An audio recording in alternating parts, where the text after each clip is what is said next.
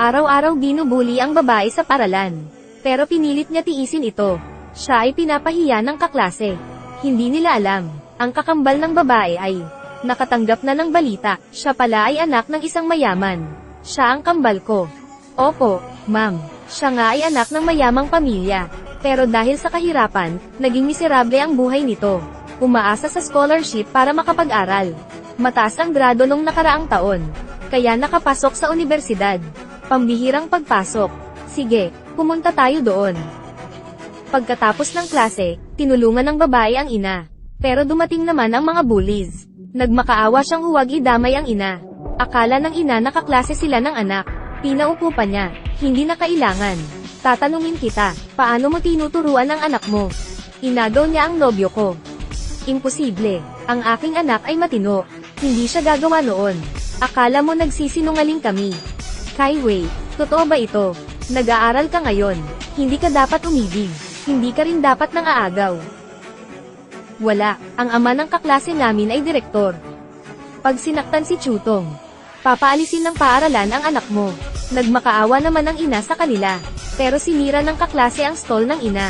Binyantaan pa ito, kung hindi, paalisin niya ang anak.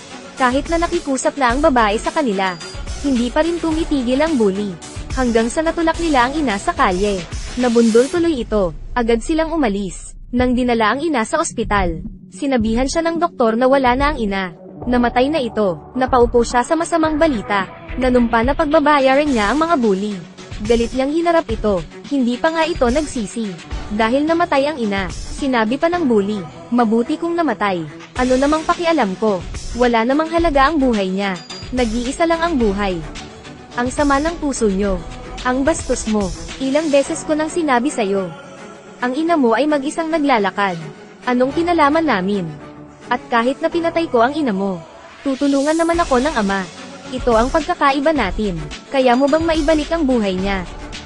Pagbabayaran nyo. Lahat ng ginawa nyo. Paghihiganti. Kailan kaya darating? Pero patay na ang nanay mo. Pero ang iyong ganti, heto na, nagalit na nga ang babae. Sinugod niya ito, natulak siya ng bully sa hagdan. Tingnan mo kung humihinga pa. Nako. Mukhang patay na siya, dahil di na humihinga. Agad silang umalis, pero biglang lumabas ang kaluluwa ng babae. Alam niyang wala na siya. Dumating naman ang kambal niya. Nang makitang hindi na humihinga, sinisi ng kambal ang sarili. Ikaw ay anak ng mayamang pamilya. Dapat lumaki ka sa ginhawa. Sayang dahil nawala ka noon. Nakatira sa ibang lugar. Dahil sa sobrang paghihirap mo. Ngayon namatay pa. Nang marinig ang ate, saka lang niya nalaman na anak mayaman pala siya. Pero sayang dahil wala na siya. Kung pwedeng umulit, siguradong pagbabayaran niya lahat ng nanakit sa kanya. Pero sa sumunod na segundo, may ilaw. Nang minulat ang mata, nakita niya ang ina. Hindi siya makapaniwala, para bang isinilang siya ulit. Binigyan ng pagkakataon, lihim na sumumpa, hindi na siya magpapaapi. Pinuntahan niya ang kapatid. Nang malaman na siya ay nag-aaral sa Saraline paaralan, binigay agad sa kanya ang paaralan. Magdadaos pa ng handaan, para ipaalam sa lahat, na ang kambal ay nakabalik na. Pero ayaw ng babae na ipaalam sa lahat, dahil gusto muna niyang pagbayarin ang mga bully. Gawin mo ang gusto mo. Tandaan mo, anak tayo ng pamilyang Bay. Makapangyarihan. Sa harap natin. Dragon Man o tigre, kailangang humarap. May mga bantay din siya. Inutusan ng ate na bantayan ang kambal. Kinabukasan, pagpasok sa paaralan, sinadya siyang banggain ng bully. Inutusan siyang linisin ang sapatos. Pero di na siya aatras. Tinulak niya ang bully. Sa sandaling ito, lumabas ang guro. Alam niyang anak ng direktor ang bully. Para sa promosyon, ibinaling lahat ng kasalanan sa babae. Tumahimik ka, nakita ko na mali ka. Sila nga ang nanakit sa akin. Sinungaling. Ang ama ni Chutong ay ang direktor ng paaralan. Bakit ka naman niya sasaktan? Sinasabi ko sa'yo, malaki na ang problema mo. Ikaw ang guro. Pero bakit di mo kaya maging patas? Kwalipikado ka bang maging guro? Guro, tingnan mo siya. Lagi nga siyang di nagsasalita. Pero ngayon sinisigawan ka pa. Tama nga ma'am. Ano kang klaseng tao? Ang bastos ng bibig mo. Dapat sampailan ka ng ina mo. Hello, ikaw ba ang magulang ni Bai Kaiwei? Nanggugulo ang anak mo, bilisan mo at puntahan mo ako ngayon. Hello pa. May nangaasar sa akin, punta ka agad sa school. Tingnan mo, tinawagan na ni Chutong ang kanyang magulang. Bilisan mo at humingi ng awa kay Chutong. Baka mamaya magdusa ka. Imposible. Walang kwenta ang paghingi mo ng awa. Paaalisin ko siya. Sinasabi ko sa iyo by Kaiwei. Sinaktan mo si Chutong. Ngayon tapos ka na. Bakit hindi ka humingi ng awa ngayon? Kapag dumating ang mga magulang niya, sasabihin ko sa kanila, na paalisin ka, paalisin. Sino ka sa tingin mo? Ikaw na ordinaryong guro lang, kaya mo ba? Ako ordinaryo, wala akong kapangyarihan. Pero si ang mga magulang ni Chutong meron. Sila ay isang shareholder ng pamilya Bai. Sa isang taon nagbibigay ng 1 bilyon. Ang mama mo ay tindera lang. Naiintindihan mo ba ang pagkakaiba ng mga tao?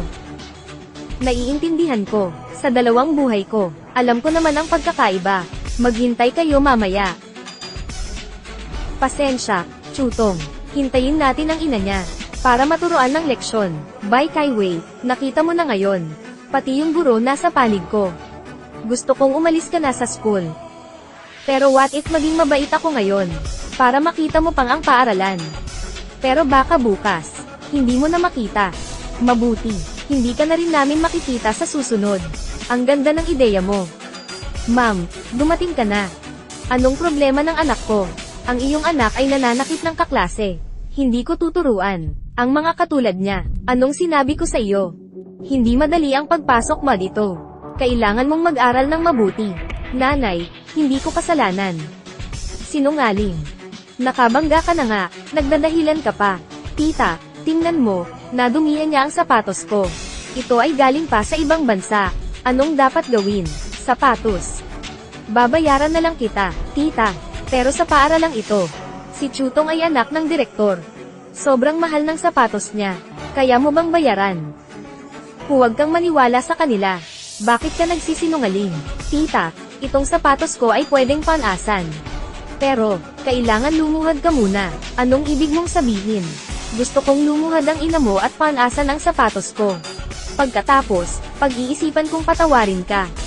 Ayos lang ako, pupunasan ko ito. Mama, hayaan mo na sila. Yang Chutong, sumusobra ka na. Ma, huwag kang magmakaawa. May paraan ako. Anong plano mo? Hintayin ko na lang na paalisin ka.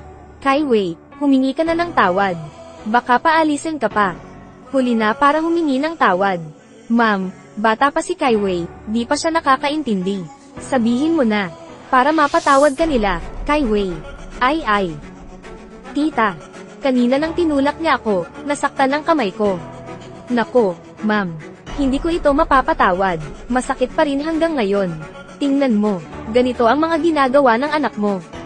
Kasalanan ko lahat, patawarin mo siya agad. Sila naman ang nanguna, pinagtanggol ko lang. Pa, narito ka na. Sino ang nang-aapi sa anak ko?